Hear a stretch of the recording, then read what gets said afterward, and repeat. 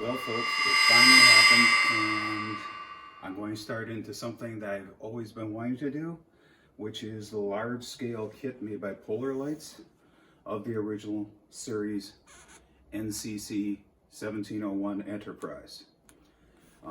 I finally got everything I required to do this. I actually bought this kit probably about 10 years ago when it was first issued, and just haven't gotten to it. But with our new normal, I've actually gone heavy duty back into modeling. You may think I just went nuts and bought two kits. That's actually not the case.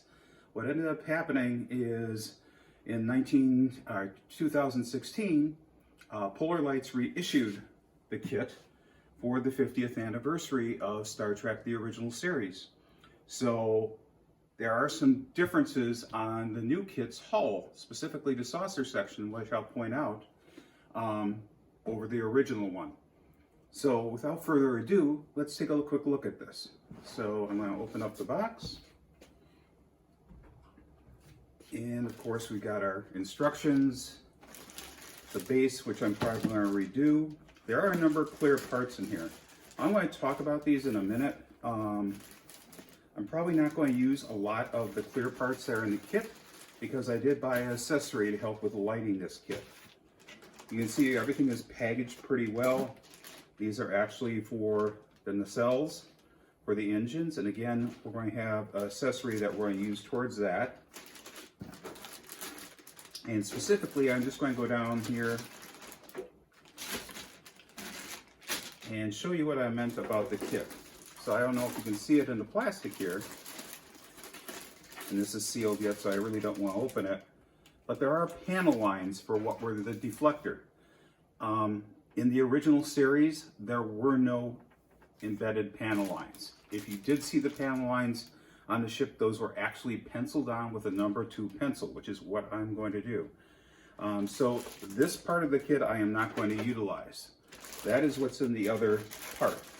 But we have the secondary hull, and of course the engine nacelles. Looking really forward to getting into this, and I will show you the progress as it goes along. Now, as far as some of the extra things that we picked up was this other kit. So Polar Lights made it capable of you getting just the upper hull if you wanted to make it more realistic. So if we go in here, you can see we have the same saucer section, but without those panel lines.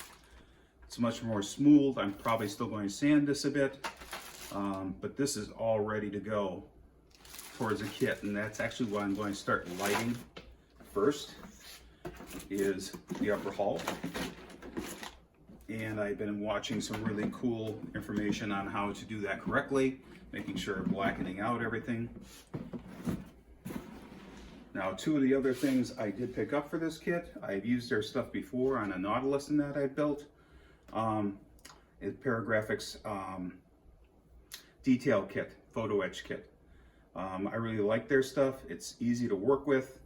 Looking forward to using this stuff. They do have also details in here where you can have by the windows people looking, and also they got bridge detail, because you can see the bridge from the upper dome once you put this together, which is pretty cool.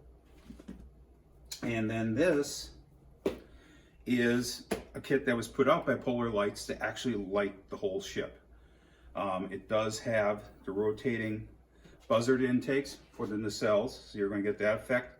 And they actually have color attachments for that to get the proper sequencing color of the look.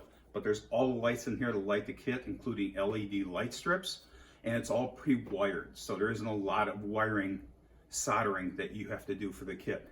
I found that pretty interesting. I looked at some kits online. Some are very intensive, offered some great detail, but I think overall this will work the best for me. So I'm going to be opening this up soon and digging into this as well. So I will forward you updates on this as I go along, but that's where I'm starting today. You all have a great day. Live long and prosper.